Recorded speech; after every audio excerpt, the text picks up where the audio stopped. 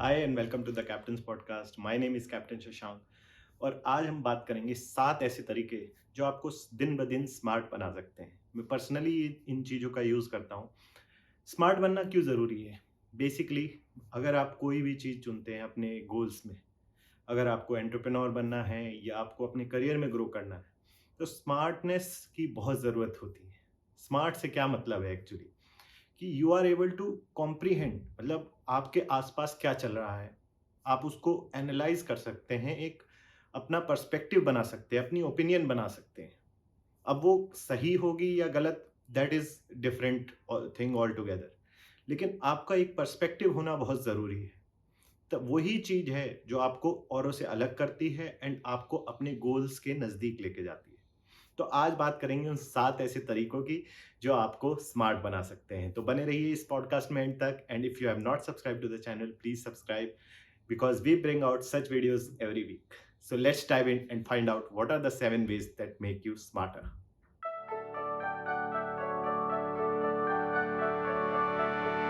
तो फर्स्ट तरीका क्या है? फर्स्ट तरीका है सिंपल, रीड एवरी डे। मतलब मैं पर्सनली इस चीज़ को यूज़ करता हूँ। मैंने नोटिस किया है, जब मैं पहले नहीं पढ़ता था ज़्यादा और अब जितना पढ़ता हूँ, तो मेरा देखने का नज़रिया, दुनिया का पर्सपेक्टिव बहुत ही ज़्यादा बदल गया है। You get to learn each day with every word you learn. And they say कि humans can read 250 minute words per minute. तो why not utilize this awesome, easy to use, easy to avail option जो हमें help करता है दिन ब दिन अपनी नॉलेज बढ़ाने के लिए, पर्सपेक्टिव चेंज करने के लिए, और बाकी लोग क्या सोचते हैं, एक्सपर्ट्स क्या सोचते हैं सब्जेक्ट्स के बारे में जिसमें हमारा इंटरेस्ट है, वो हमें एक बहुत ही बढ़िया नज़रिया मिलता है। आप खुद देखिए, आपका जो माइंड है that is also made up of muscles. आप जैसे अपनी बॉडी की एक्सरसाइज करते हैं जिम में जाके, योगा करके या जैसे भी, सेम चीज आपके माइंड को भी एक्सरसाइज की जरूरत है। एज यू एज, माइंड की अगर एक्सरसाइज नहीं होती तो उनकी मसल्स भी वीक हो जाती। तो reading every day is a very good habit to inculcate. if you are short on time, you can always go for podcast and YouTube videos or blogs, short articles. But reading every day and knowledge gaining is essential अगर आपको smart बनना है। Second तरीका है focus on building deep understandings of topics. Like अगर आपको कोई topic आपका एरिया ऑफ इंटरेस्ट है, जैसे मेरे पर्सनली मेरे केस में, जैसे मुझे फाइनेंस, इन्वेस्टमेंट और getting better at what I do is my area of interest, तो मैं इसके बारे में बहुत पढ़ता हूँ और एक डीप अंडरस्टैंडिंग बनाने की कोशिश करता हूँ। क्योंकि सिर्फ एब्जॉर्ब करना इंफॉर्मेशन, जो हमें स्कूल्स में रट्टाफिकेशन और ये कराया गया था कि रट्टा मारो और रात को और अगले दिन जाके वहाँ पे उल्टी कर दो और that's it, that is not a gauge of your knowledge. It is essentially you want to become wise and wisdom comes from having a deep understanding of things। ये नहीं कि बस एब्जॉर्ब कर रहे हैं हम इंफॉर्मेशन, बस रट रहे हैं। आपको उसमें डीप अंडरस्टैंडिंग बनानी है। और वो कैसे आएगी? अगर आप एक किसी पर्टिकुलर टॉपिक को लेके उसमें थोड़ा सा भी आज के टाइम पे अगर एफर्ट डालें, तो all the information is available at your finger tips. आप फोन उठा के, लैपटॉप उठा के अपना कोई भी इंफॉर्मेशन, एक पीएचडी लेवल तक की अंडरस्टैंडिंग गेन कर सकते हैं अगर आपका इंटरेस्ट है तो। पहले बड़ा मुश्किल था, you have to go to library and everything, but आज के ज़माने में आपके फिंगर टिप्स पे इंफॉर्मेशन अवेलेबल है। तो हमारा एक ये ज़रूर होना चाहिए एफर्ट कि हम किसी अपने जो चुने हुए टॉपिक्स हैं, जो आपके एरिया ऑफ इंटरेस्ट, जो आपके करियर ग्रोथ या फिर आपके बिजनेस को लिए हेल्पफुल हो सकते हैं, वो ज़रूर आप पढ़ने की कोशिश करिए। उसमें थोड़ा डीप अंडरस्टैंडिंग बनाने की कोशिश करिए कि बेसिक से, स्क्रैच से उस चीज़ को समझने की कोशिश कीजिए कि फर्स्ट प्रिंसिपल्स क्या थे उस चीज़ के, वो समझ एक बनाने की कोशिश कीजिए। तो अगर आप जब उसमें आगे बढ़ेंगे तो फिर आपको थिंग्स बहुत सिंपल लगने लग जाती हैं। तीसरा तरीका है constantly question and seek clarification. मतलब ये ज़रूरी नहीं है कि जो पहले से होता आया है या पहले से जो लोग करते आए हैं वो ही सही है।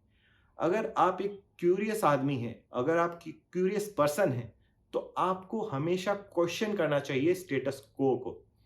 स्टेटस को से क्या मतलब? जो हमेशा से चलता आया है वो क्यों है, उसका रीजन क्या है, क्या हम उसको किसी और बेटर तरीके से कर सकते हैं, क्या उसमें चेंजेस लाए जा सकते हैं।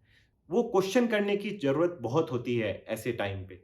तो वो आप एक बार अगर ट्राई करें, एक क्यूरियस माइंड की तरह से चीज़ों को देखें, तो इंटरेस्टिंगली आपको और क्रिएटिव भी बनाता है। ये जो मैंने मेथड्स बताए अभी तक, सब आपको आपके ब्रेन पावर को एक्सेल करते हैं, आपके ब्रेन मसल्स को एक्सरसाइज़ देते हैं और आपको क्रिएटिव भी बनाते हैं। क्योंकि आप सोचने पे मजबूर हो जाते हैं कि ये चीज़ ऐसे क्यों हुई? इसके क्या रीज़न्स हैं और क्या इसका इफ़ेक्ट्स हैं? तो ये सारी अगर आप इसको पढ़ते हैं, तो आपको बहुत मदद मिलती है। चौथा तरीका है डाइवर्सिफ़ाई योर डे। मतलब क्या है इसका? कि एक रूटीन आपका लाइफ़ में होना चाहिए। दैट आई एग्री कि आप कब उठते हैं, कब सोते हैं, कब आप एन्जॉय करते हैं, कब आप वर्क करते हैं, वो होना ज़रूरी है। Because that sets your tone for the entire period of your goal setting. मतलब जितना भी आपने सोचा है कि मुझे वहाँ जाना है, तो आपको उसमें डिसिप्लिन बहुत हेल्प करता है इस रूटीन से। लेकिन आपको उस पे एक अडिग नहीं होना चाहिए कि मैं यही चीज़ करूँगा, वही चीज़ because over a period of time it becomes monotonous and boring. तो आपको अपने दिन में जो है कुछ अलग-अलग अपने ब्रेन के पार्ट्स को एक्टिवेट करने की ज़रूरत है। मान लीजिए आप वर्क टाइमिंग की बात करें, तो आप हो सकता है आज स्टडी टेबल पे बैठ के वर्क कर रहे हों। आप कल को आप बाहर जाके थोड़ा चल फिर के, यानी कि while walking you can listen to something और maybe you can think of something. तो इससे क्या होता है, आपकी अलग-अलग मसल्स एक्टिवेट होती हैं ब्रेन की, और वो एरिया जो है आपका एक्टिवेट होता है और वो आपको मजबूर करता है कि अलग नज़रिए से सोचने की। जो हमने शुरुआत में बात करी थी कि आपको अपने पर्सपेक्टिव को ब्रॉडन करना है, मतलब अपने होराइज़न को बहुत लंबा लेके जाना है, कि जहाँ आप दूर की सोच सकें और आप स्ट्रैटेजाइज़ कर सकें बाकी चीज़ों में भी। तो ये आपको बहुत हेल्प करता है अगर आप अलग-अलग चीज़ें थोड़ी इफ़ेक्टिवली अपने रूटीन में लेके आते रहें तो।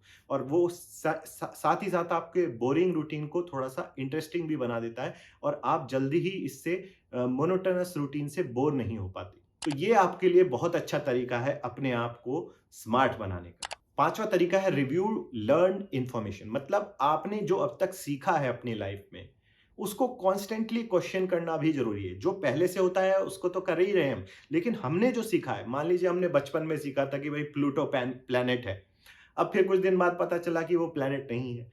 आज बोल रहे हैं वो फिर प्लैनेट। तो ये कॉन्स्टेंटली क्वेश्चन करना अपनी लर्निंग्स को भी बहुत ज़रूरी है। आपको उससे कांस्टेंट एक आपको इवोल्यूशन होता रहता है आपके ब्रेन का, आपकी लर्निंग पावर का, आपके कॉन्फिडेंस लेवल का। बिकॉज़ आप अप टू डेट रहते हैं चीज़ों से। अगर आपने एक चीज़ सीख ली है, इसका मतलब ये नहीं कि वो ऐसे ही होती रहेगी हमेशा। और दूसरा फ़ायदा इस चीज़ का ये होता है कि मान लीजिए आपने कोई चीज़ सीखी, आपने कोई यूट्यूब वीडियो से या कोई बुक से, लेकिन अगर आप उसको नोट या रिसर्च करके नहीं रखते हैं, तो वो over a period of time वो इन्फॉर्मेशन आपके दिमाग से निकल जाएगी। लेकिन जब आप किसी चीज़ को थोड़ा नोट बनाने की या लिखने की कोशिश करते हैं या उसको रिकॉल करने की कोशिश करते हैं, तो वो आपके दिमाग में बनी रहती है। तो ये आपको आगे चल के और मदद करता है whenever you require that particular information, या जो उस टॉपिक पे अगर आपको कुछ बात करनी है या आपको कुछ अंडरस्टैंडिंग चाहिए उस पे, तो वो जब आपने पहले पढ़ा था, वो आपको यहाँ पे काम आ जाता है। और वो रिटेन तभी रहेगा जब आप उसको एब्ज़ॉर्ब करेंगे अच्छी तरह, by writing it, by maintaining a journal, etc. छठा तरीका है keep track of your ideas.